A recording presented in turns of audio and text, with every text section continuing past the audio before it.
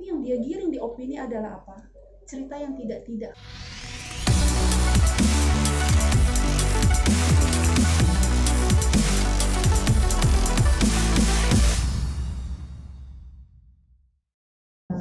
Sore ini saya mau menanggapi kemarin pernyataan dari Vicky Prasetyo dan kuasa hukum mengenai saksi, karena dia menghadirkan saksi yang menurut saya itu sebuah kebohongan. Kenapa? Sebenarnya mereka sah saja mau menghadirkan siapapun untuk membela mereka, tetapi saya harus mengungkap fakta yang sebenarnya. Pertama, kita rangkai dulu. Dia mengatakan, Vicky Prasetyo mengatakan di salah satu infotainment, ini adalah saksi kunci, dia katakan ya, saksi kunci dari sebelum peristiwa kejadian dia jebak dan gerbek saya sampai saksi kunci kejadian yang dia jebak saya.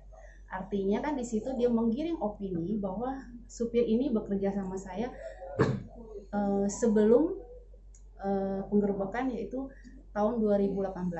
Berarti begitu ya, kan dibawanya ke sana.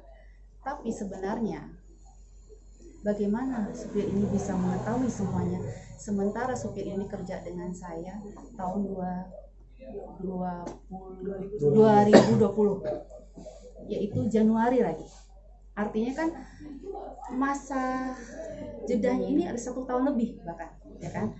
Nah, sekarang saya kembalikan kepada masyarakat dan teman-teman media nih. Apa yang dimaksud saksi kunci ini apa? Dan saya ada buktinya. Bukti saya mentransfer supir gaji pertama di bulan nih, saya sampai ngeprint semua ini. Saya mau make sure nih, karena kemarin kan supir saya mengatakan bahwa 2019 dia katakan. Oke lah, anggap itu 2019. Berarti kan jauh beda juga dengan kejadian 2018.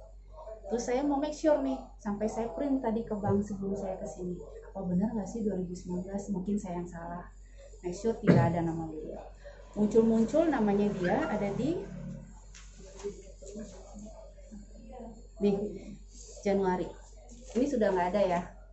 2019 saja udah nggak ada nama dia. Muncul di 2020 Januari. Gajian pertama ini ada di sini.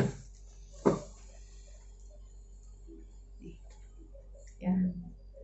Dan sampai Maret berarti. Ini nggak usah satu-satu banyak ya. Langsung depan langsung akhir aja. Sampai ke Maret. Bulan apa? Ya, ini bulan Maret 2020 terakhir. Jadi menurut kalian deh, ini saksi kunci atau bukan? Kerja sama saya cuma 3 bulan. Jadi dari mana supir ini, mantan supir saya ini bisa mengetahui kejadian pada saat itu? Sementara pihak sana dan pengacaranya mengatakan saksi kunci kejadian, sebelum kejadian dan sampai kejadian. Ini luar biasa fitnah mereka. Tapi alhamdulillah saya yakin Pak Jaksa dan Pak Hakim itu sangat cerdas memvonis seseorang. Bukan karena opini, bukan karena narasi, dan bukan karena bentuk-bentuk yang mereka ciptakan ini. Semua by fakta. Saya bukan khawatir masalah vonisnya, karena saya yakin jaksa dan hakim orang cerdas, pintar. Bukan hanya menangani kasus saya, kasus yang lebih berat lagi mereka paham. Tapi ini bahayanya adalah Vicky Prasetyo dan satu gerombolan ini dan pengacaranya selalu mau menjatuhkan saya dan merendahkan saya sebagai perempuan. Kenapa? Saya ini seorang ibu loh. Saya punya anak. Saya seorang ibu.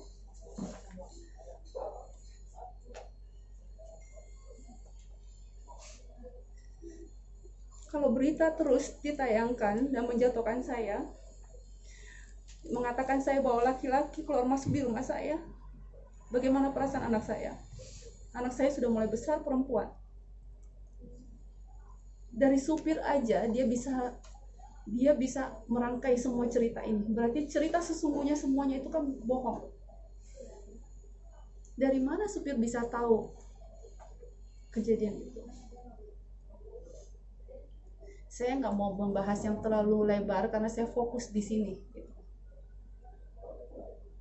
Sebenarnya siapapun yang datang ke rumah saya, tamu saya, kenapa yang mereka sebutkan hanya laki-laki? Sementara tamu saya ada ibu-ibu, ada perempuan, ada mbak-mbak, semua.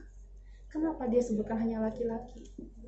Karena tujuan dia dari awal cuma satu. Begitu saya menceraikan mereka, saya mengusir mereka, mereka inginkan adalah saya ini perempuan yang terendah yang mereka ingin ciptakan. Supaya, karena sesuai dengan ancaman dia dari awal kan saya sudah katakan, jika kamu tidak mau menerima saya sebagai suami, saya akan jatuhkan kamu, Angel, supaya orang lain tidak bisa mau dengan kamu dan kamu tidak bisa dekat sama laki-laki lain. Kan itu tujuannya sampai sekarang. Itu motifnya. Sekarang ini kan dia sudah jadi tersangka, sudah ditahan. Berarti ada unsur pidana yang memang dia bisa dikatakan tersangka dan pantas untuk ditahan. Ini bukan kata saya loh. Ini dia yang menahan dia itu bukan saya loh. Fakta. Tapi yang dia giring di opini adalah apa? Cerita yang tidak-tidak. Nggak ada hubungannya dengan yang tamu saya mau datang, mau apa, mau nginep sekalipun. Nggak ada hubungannya dengan ini semua. Apalagi ini bohong semuanya. Terus saya mau luruskan lagi, dia katakan Tovan adalah orang kejaksaan, instansi pemerintahan. Iya, dia mengatakan orang pemerintahan. Silakan kalian cek, suruh Vicky Prasetyo dan pengacaranya cari tahu siapa Tovan. Kasihan, dia bukan orang pemerintahan, dia teman lama saya. Karena dia tahu kondisi saya, satu keluarga termasuk ibunya sudah sayang dengan saya, datang ke rumah saya. Waktu itu kejadian papa saya juga lagi meninggal. Artinya yang keluar masuk di rumah saya itu banyak banget yang memberikan dukungan terhadap saya. Berduka. Kan kalian tahu kan berita yang papa saya meninggal yang saya nggak bisa nguburin. Hanya lewat Zoom doang. Jadi keluar masuk siang malam subuh orang berikan dukungan kepada saya, apa itu salah? Terus dikatakan Vicky Alman nelfon supir saya untuk buka pagar, apa itu salah? Karena Vicky Alman datang ke rumah saya, iya. Kenapa? Karena pada saat itu menjalankan persidangan. Ya kan, proses persidangan. Wajar nggak kalau saya dan dia sering ketemu membicarakan tentang ini? Saya nggak mau bohong, ini kenyataannya. Orang saya ketemu Vicky Alman, ya kita ketemu tapi nggak berdua, dan itu ada pengacara saya di dalam rumah saya. Kenapa supir saya ini diajarin bohong seperti demikian? Harusnya katakan dong, oh iya di dalam ada pengacara, oh iya ini Vicky Alman datang memang tengah malam. Kenapa Vicky Alman datangnya tengah malam? Karena kalian tahu dia lagi syuting juga. Dia punya waktu kalau dia selesai sinetron. Saling mencocokkan. Dan kebetulan lagi masa COVID, saya nggak mungkin ketemu orang di luar, lebih baik di rumah. Dan tutup kan jam-jam 7 malam. Iya kan? Terus apa masalahnya? Nah ini juga semalam supir yang kerja dengan saya. Jadi semua pekerja saya memang yang mencari adalah staf saya namanya Budi. Ya, nanti juga dia akan menjelaskan bagaimana kronologi, termasuk semalam sudah ketemu dengan mantan supir saya. Saya kaget, miris, begitu tahu faktanya dan dia cerita semuanya, saya kasihan dengan beliau. Kenapa? Dia nih kondisinya prihatin. Saya baru tahu ibunya lagi masuk rumah sakit. Dan Budi ketemu dengan dia itu semalam di rumah sakit, ibunya lagi dirawat di sana. Coba Budi jelaskan bagaimana. Ya, Assalamualaikum warahmatullahi wabarakatuh. Nama saya Budi, saya kerja bersama Angel dari tahun 2008. Untuk yang supir ini itu dikerjakan oleh saya yang mengambil dia karena dia teman saya.